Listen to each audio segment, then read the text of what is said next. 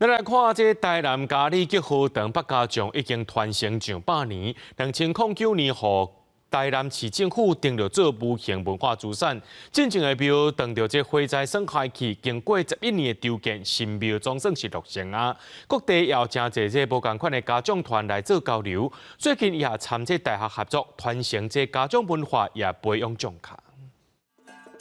家长伫庙口跳两仪素上的电话，无讲俩准是专业人士，其实因是大学生。这回头届对外表演未论场，佮真有班。这是台南嘉里结合堂参生态历史系斗阵开设的课程，教少年人唔但看文化内涵，兼实际教因画面谱、学习骹步手路。比方讲，因为这是表演性质，加上这阵性别平权，意思伫团体当中嘛通看到女性来参加。查某囡仔的身份，有一寡时站就是伫庙会啊，就有一寡阻碍。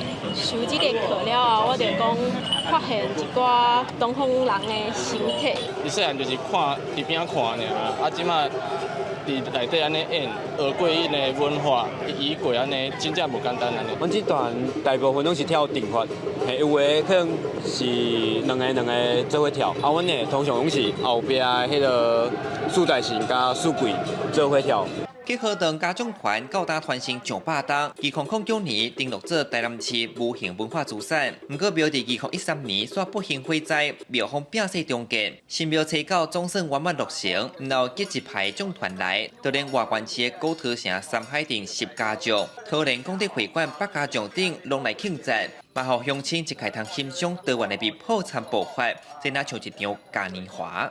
规定开始啊，完全无钱，靠全国安尼落去募款。阮家己坚持阮该坚持的文化，不只希望讲恢复以前的光景，甚至互较侪人会当来接受家长的文化。重建除了代表他们家长团的一个据点的一个重新的一个建立之外，他们这个庙的一个所谓新建的过程中，也把这个传统工艺的这个心血放了进去。嘉里结合堂讲，因这团就有10几种无同的电法，会依照无同的任务落去跳。后续会参市府等单位合作，毋忘减少大家对家长的误解，嘛培养新世代的人才。记者李上台南采访报道。